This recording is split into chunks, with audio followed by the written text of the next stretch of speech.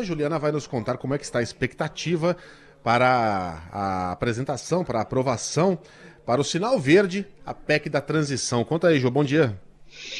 Bom dia, Megali. Bom dia para Carlinha. Bom dia para você, ouvinte. Expectativa enorme, né? Porque há uma incerteza em relação ao tamanho do gasto que vai ser apresentado pelo governo Lula. A gente já estava acompanhando durante a campanha, né, com promessas tanto do Lula quanto do Bolsonaro, que haveria a necessidade de aumentar gastos para poder manter algumas proteções sociais muito importantes, como, por exemplo, o Auxílio Brasil de R$ 600. O Lula prometeu mais R$ 150 para famílias que têm crianças até 6 anos. E a questão é que, quando você olha o Bolsa Família ampliado e esse gasto de R$ 150 a mais para famílias com até 6 anos, a conta dá em torno de 70 bilhões, um pouco mais que isso. Então, o que preocupa nesse momento é que se fala em 175 bilhões, ou seja, muito além do que se falava ou do que se previa ali durante a campanha.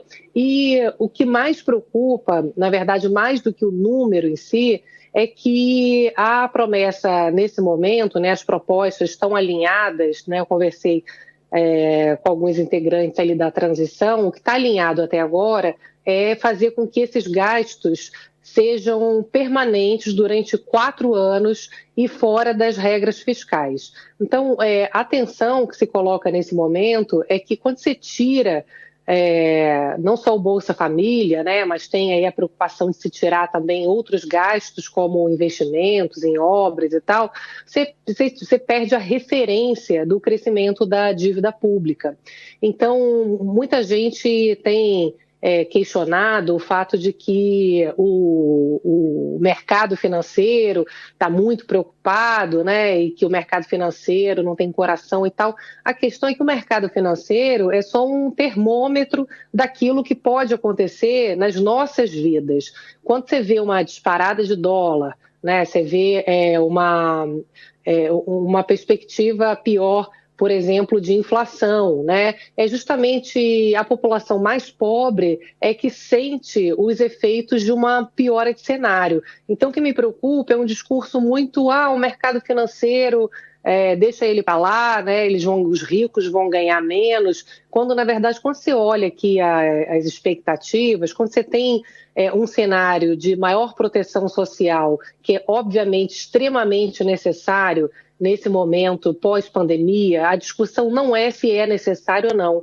A discussão é como que você coloca dentro do orçamento público para os próximos 4 anos, não nesse momento emergencial, mas nos próximos 4, né, que é o que preocupa, essa discussão de você, ao mesmo tempo, não aproveitar a entrada desse novo governo para poder cortar gasto, para poder reduzir desonerações, subsídios, uma série de incentivos empresariais. Então, é possível, como o próprio Lula fez, reduzir dívida pública, né, fazer uma gestão responsável do orçamento público e, ao mesmo tempo, aumentar a proteção social. Então, Carla, Megali, eu acho importante a gente poder esclarecer isso, né? Acho que não tem essa discussão se é necessário ou não aumentar os programas sociais, recompor farmácia popular, aumentar os gastos com educação, porque há uma necessidade grande de investimento para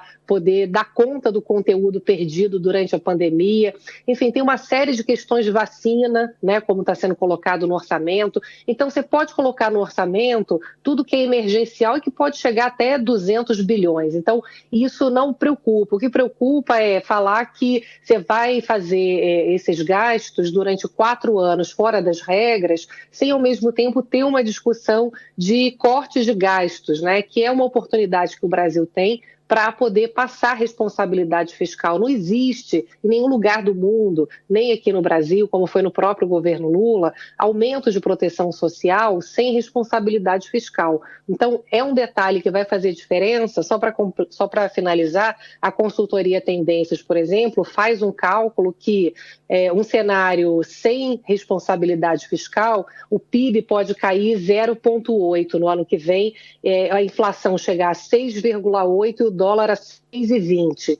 Num cenário com responsabilidade fiscal, o PIB cresce 0,4, a massa de renda do trabalho aumenta 6,2, a inflação é 5 e o dólar 5,25, ou seja, é importante a gente poder entender que a discussão não é se há necessidade de proteção social. Obviamente que há. O importante é a discussão ao longo dos próximos anos de cortar gastos e fazer com que esses gastos sociais não gerem outros rombos ali no orçamento, já que tem um monte de coisa que a gente sabe que podem ser cortadas. Ô Megali, sabe que dá até para fazer uma... Tem um ponto aí de intersecção entre o que a Ju está dizendo e aquela sua colocação na conversa com a Dora, que é o seguinte, o PT antes não tinha uma oposição muito forte, porque é difícil, né, Ju, até eu entendo dessa sua fala, as manifestações que vieram depois daquela movimentação toda do mercado, que a gente costuma dizer, né, dessa coisa aí que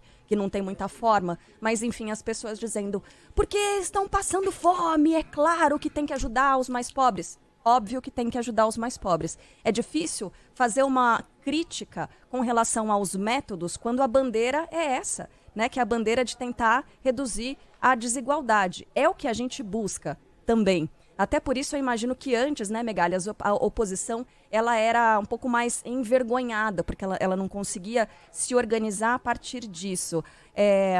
Agora, essas pessoas que hoje falam isso, porque quem está dando ouvidos para o mercado quer mais é que o grande capital, né, tenha sucesso, que os ricos se mantenham ricos e que os pobres passem fome.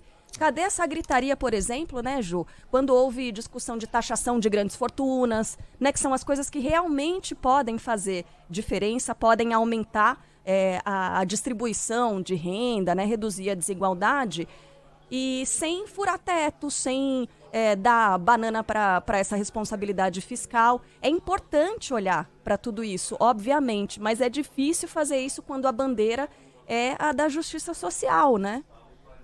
Inclusive o nome, né, PEC do Bolsa Família, nem é mais PEC da transição, é uma mudança de nome porque ninguém vai ser contra aumentar a proteção social. A economista Helena Landau fala assim, olha, me incomoda muito que foi a economista que fez o programa da Simone Tebet, né, que está na transição do Lula, né, a Simone, e a Helena fala assim, me incomoda muito essa fala, vou gastar mais porque sou uma pessoa do bem, sou uma pessoa que cuido dos pobres. Aí ela fala, né, o pobre vai sofrer com a inflação, isso vai afetar a melhora da economia que já está acontecendo, né, do mercado de trabalho, da queda da inflação. Então é importante a gente desmistificar esse discurso errado, né, que é fazer com que quem tem responsabilidade com as contas públicas é contra o aumento de proteção social. Então, é um discurso falacioso.